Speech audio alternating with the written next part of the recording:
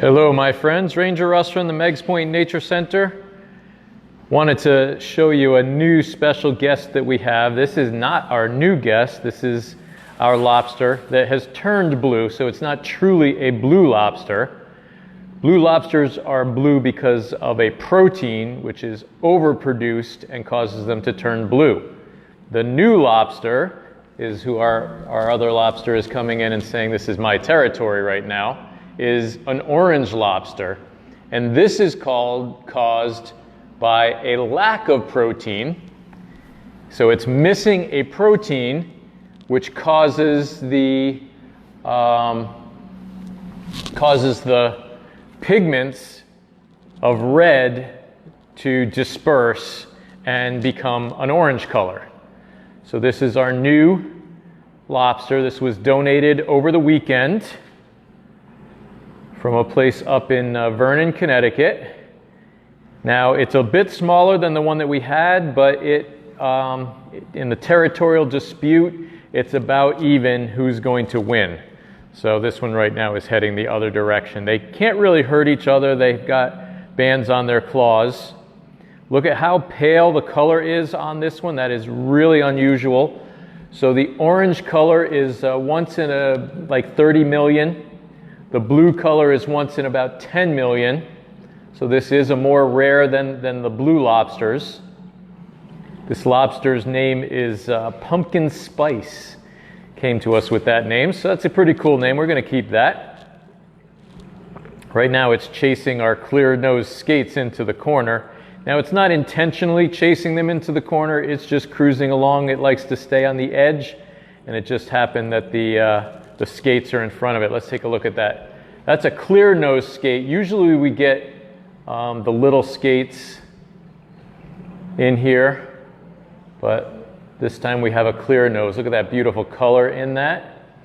Now our blue lobster is gone in here. The colors of lobsters really is all about proteins, and the reason that a lobster that you eat is bright red is because of the activation of the proteins which causes them to turn red.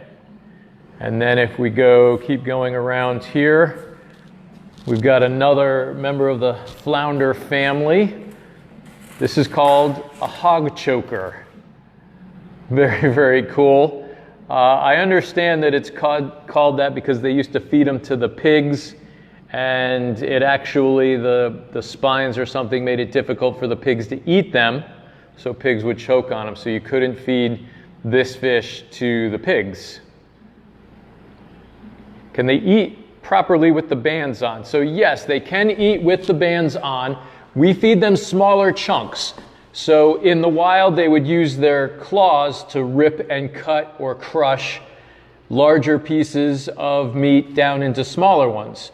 We give them small pieces and we put it, I don't know if you can see the mouth activating right there, but just underneath, let me see if I can point to it, just under here, it's got little arms, and it takes those and uses them to put the food up into the mouth and grind up the food. So the claws, they don't need them for the type of food that we're feeding them at all, and it actually keeps them from eating everything else in our tank.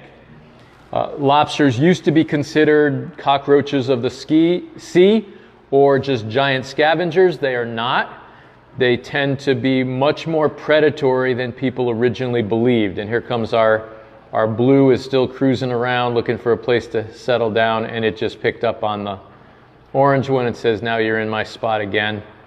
So they're relatively new together, and this is probably going to happen a few times before they establish, before one establishes dominance and establishes itself as its location. One will probably be on this side of the tank, the other will be on the other side of the tank, but again, that's going to take some time. And the little guy, that orange one right there, Pumpkin Spice, is just moving the... So Pumpkin Spice is, I don't remember the exact weight, I want to say like 1.3 pounds. The blue lobster, we've had him, was probably about the same size or a little bit smaller when we got him, but he has molted 3 times in our tank, so he's gotten quite a bit larger. It's actually really tough for lobsters to successfully molt in captivity. So when this one did it, I was really surprised. And actually, it wasn't blue originally. He was the normal calico color of a lobster. And after the last molt, he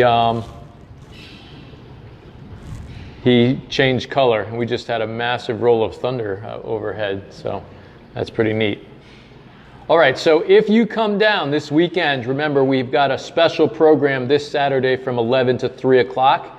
If you come down at that time, we will have tours of the Nature Center, so you'll be able to see our lobsters at that time, but that event is honoring Dr. Don Rankin and all of the community service, the groups that he worked with, and the community service which he always promoted, and education. He was very big on education. So if you want to come down for that event, you'll be able to see lobsters, you'll be able to see our clear-nosed skates. Look at how beautiful that pattern is.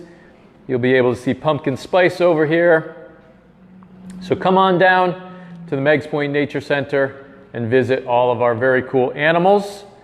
The best way to come down is to go online, meigspointnaturecenter.org, and we have a registration form there that you can sign up for a spot and visit the Nature Center. We're not just allowing walk-ins, although this Saturday we'll be doing walk-ins, but most of the time we're asking people to register ahead of time for a time slot.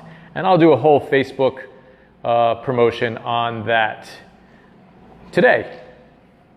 So until next time, this is Ranger Russ from the Meigs Point Nature Center saying goodbye from and goodbye to pumpkin spice.